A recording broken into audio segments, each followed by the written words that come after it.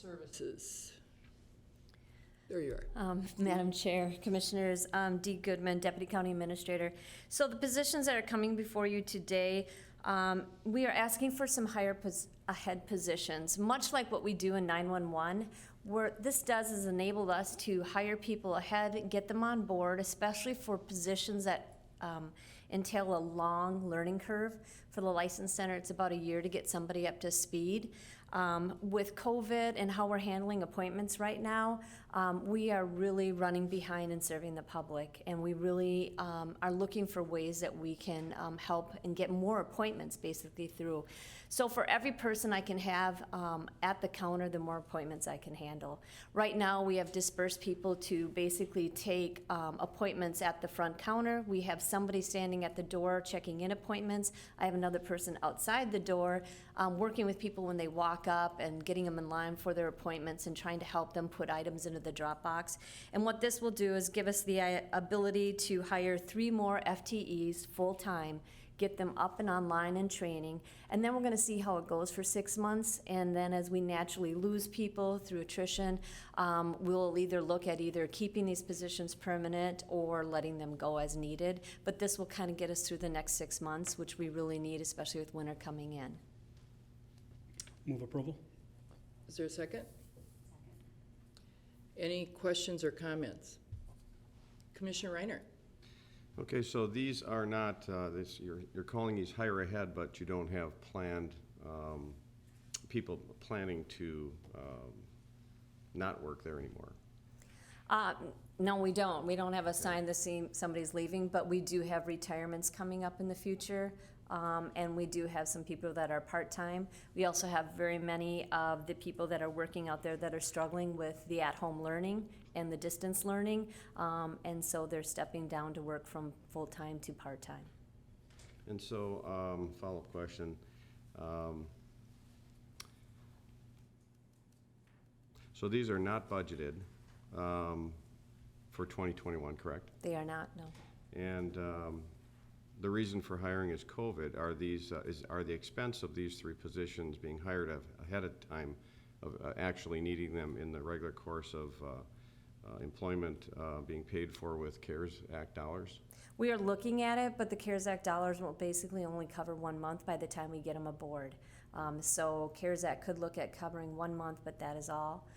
When I looked at the budgetary dollars, we're really looking at almost a full hit to the county and the county funds. Now, this is a revenue generating, so every appointment I get, we revenue generate, but I'm not saying that these will be fully covered by revenue. We don't know that yet. And the cost of these 3 positions is just shy of $200,000. Does that include just wages or benefits too? Benefits also. Okay, thank you. Mm-hmm.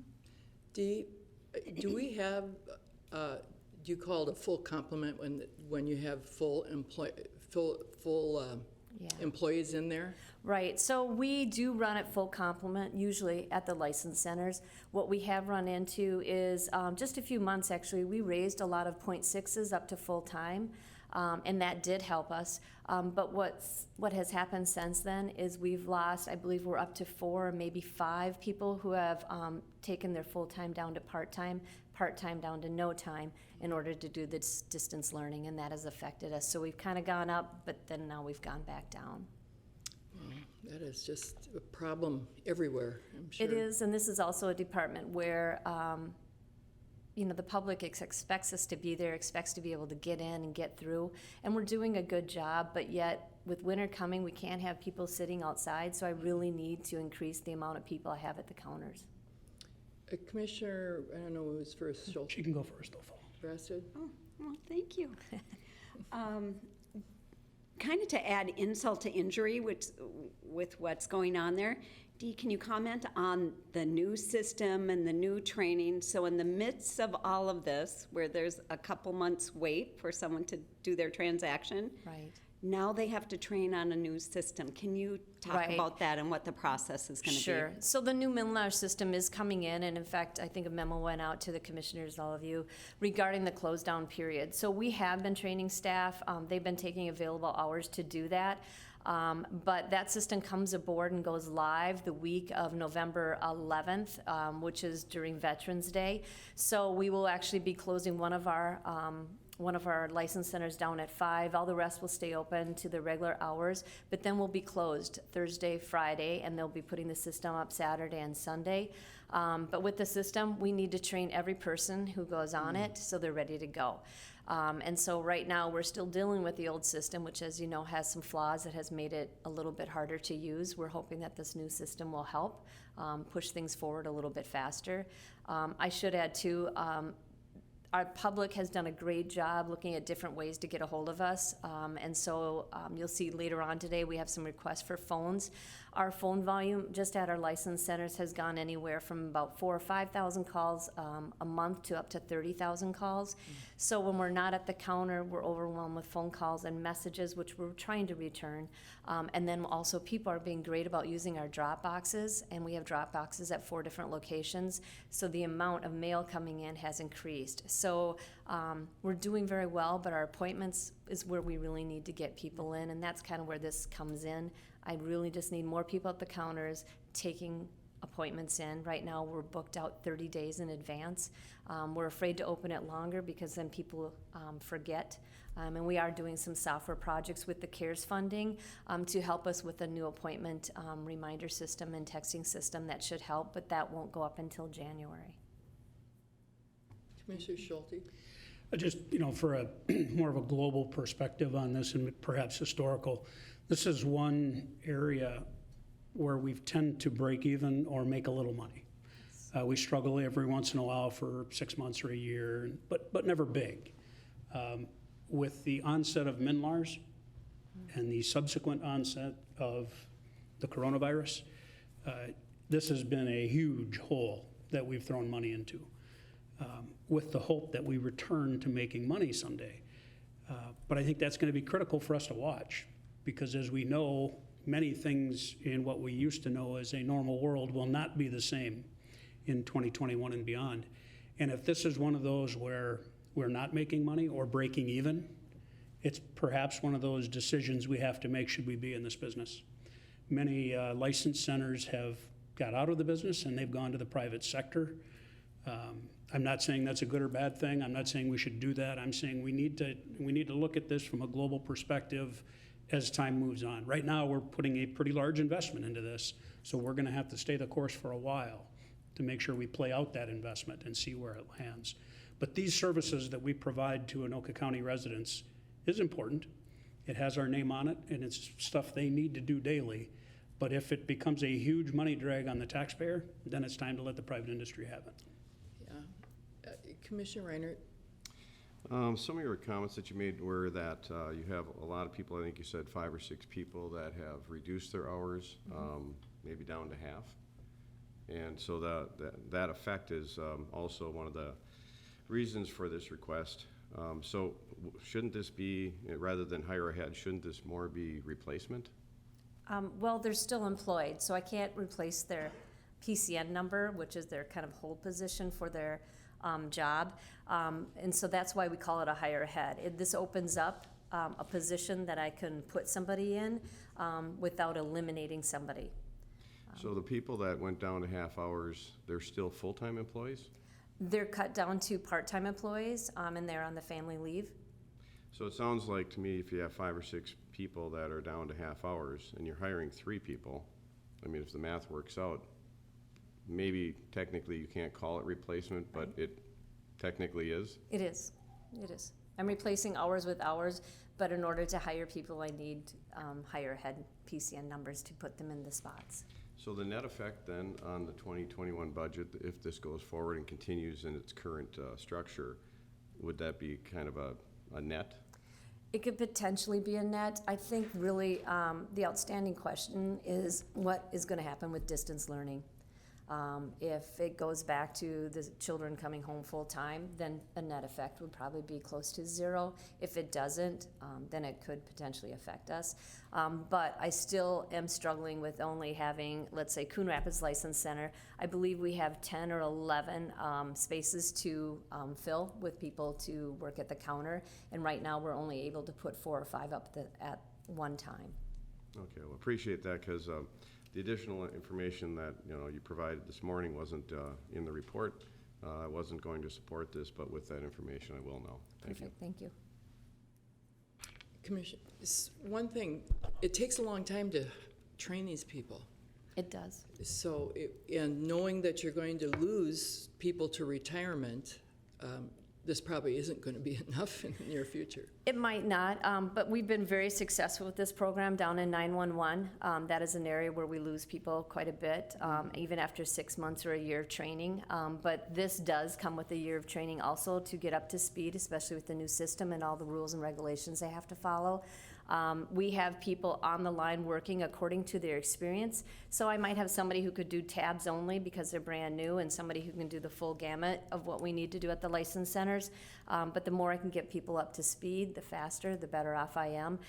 The higher heads give us kind of that ability and gives us the ability to kind of let the rest of our staff, as we're looking down the road, go back down to part-time or what they need. Kind of gives us some more flexibility.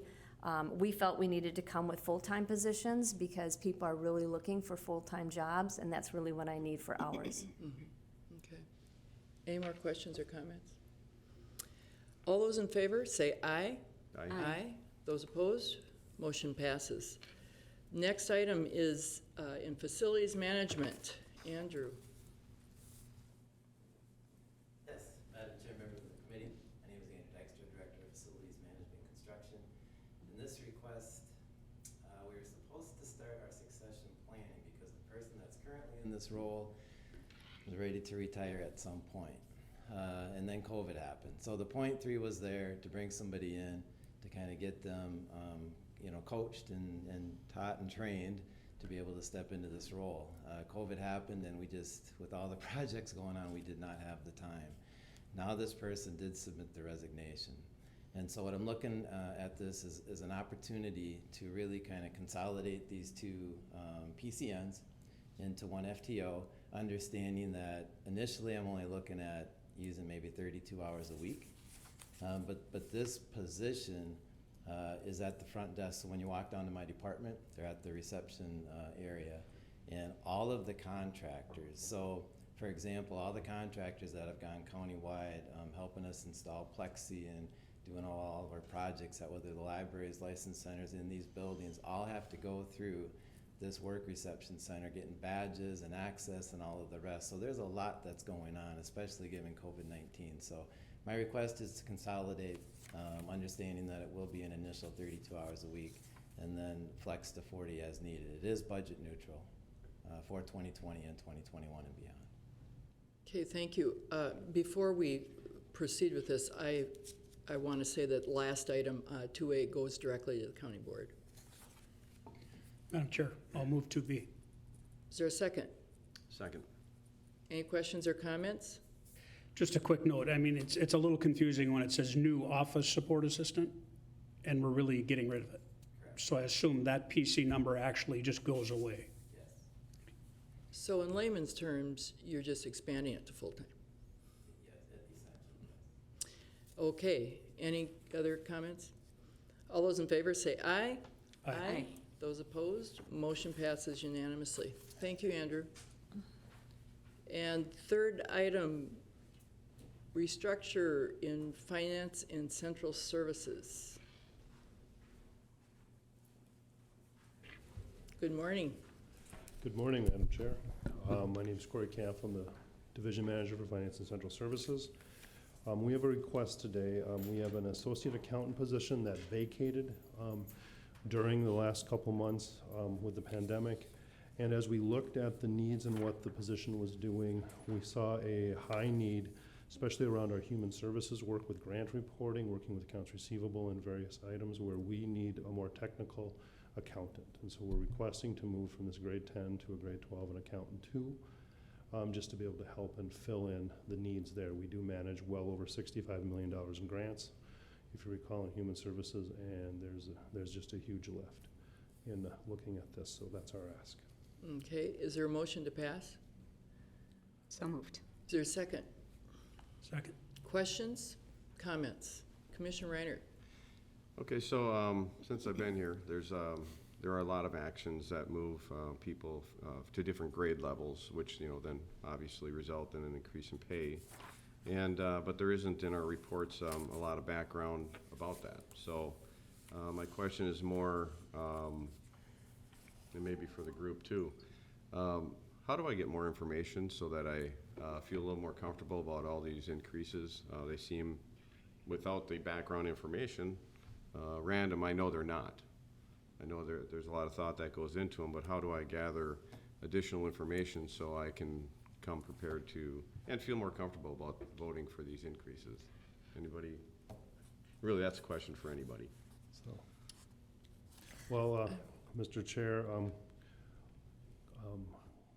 Committee Member Reinhardt, Commissioner Reinhardt, well, I guess my question is, what types of things are you looking for in the background? I mean, there's a lot that goes into it, like you said. We did kind of walk through what the position is going to be focused in, and I think that's in your report write-up that, you know, we're moving towards looking at management level.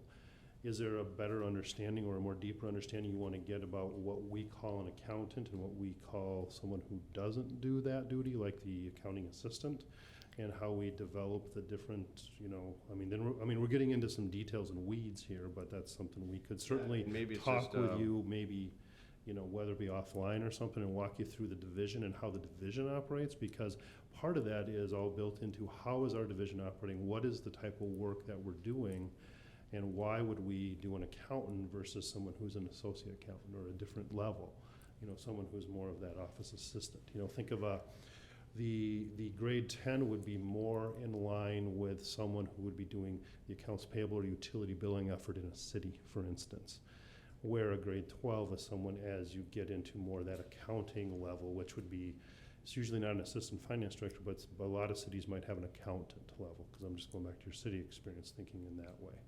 You know, where they're getting into the general ledger, they're getting into helping support the CAFR, they're getting into, you know, helping, working with departments and supporting the budget, supporting their financial activities. You know, department, you know, needs some financial reports. They'll call on them. They'll help them walk through how they do their budget, how they look, where's my budget to actual today, how am I doing, that type of thing. So those are some aspects. I don't know if that helps, but that could. Commissioner be really Reinhardt, helping. if I may add, before these meetings, if you want to, we do meet with the director of ER, Steph, who is here actually right now. We do meet with her to go through the action sheet, what we're asking for, how we're gonna come up with the dollars budget-wise, property tax-wise, if we have revenue to offset it. And a lot of times I know that she does meet with Robin to go over the management, because this is where we handle all of our personnel changes.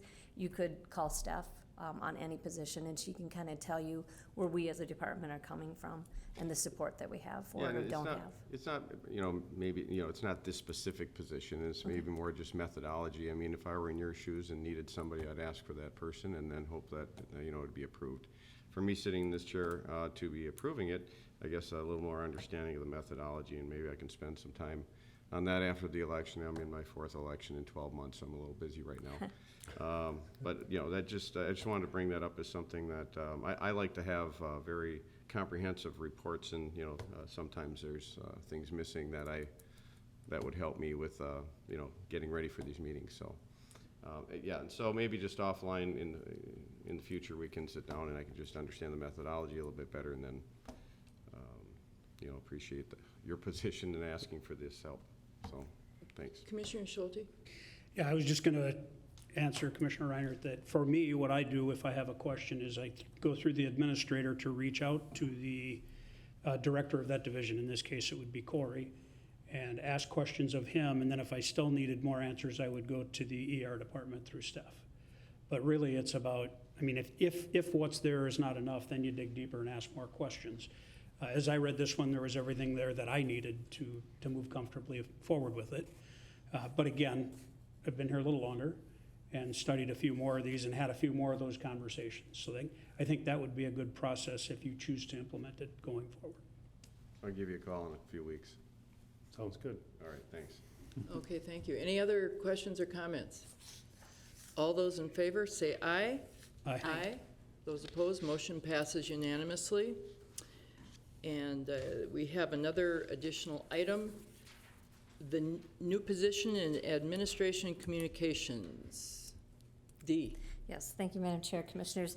On this position, we are looking to actually add a new position. This is not a position that currently exists within the Communications Department. That would be within Director Eric's area. What we are doing is we are finding that we are really struggling. Right now, Eric only has one other person who handles all the installations of our audio equipment, our visual equipment, any of the wiring. We do hire out. I know some of the vans you can see outside today are busy trying to pull cable and do all the things we need. We also have a great partnership with Tierney Brothers. But what we're finding is we need more partnership actually within our own staff, especially because as we're implementing all these CARES funding, a lot of the ones that you have seen and will see today are building setups. So putting in the audio, putting in the big screen TVs, making sure that we have the ability to do WebEx meetings in each of those rooms in the way it needs to be held versus kind of the workarounds that we have had previously. And with that, there comes a worry of how we're going to support these rooms going forward. I know right now I'm working with Tierney Brothers and with Dave Schwenk in the Communications Department on over 15 rooms that are being put together. Today you'll see, I believe, 5 more rooms come forward. And what we're thinking is we'd like to use CARES money to hire this position for this quarter, get them aboard so they can be involved in the installation so they know what's going on, and then use that person going forward to assist Dave as we continue to move forward with kind of doing our in-house support of our AV and audio equipment. Is there a motion to pass? I will move approval. Is there a second? Second. Questions and comments? Madam Chair. Commissioner Schulte. Yeah, this is one you could see coming a long time ago.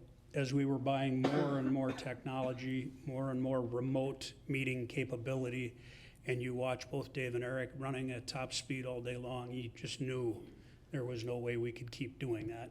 Subcontracting some of it where appropriate is good, but we have so many in-house applications and in-house work that needs to be done on not a daily basis, an hourly basis, or even sooner, that having one more person in that division, I think, is critical.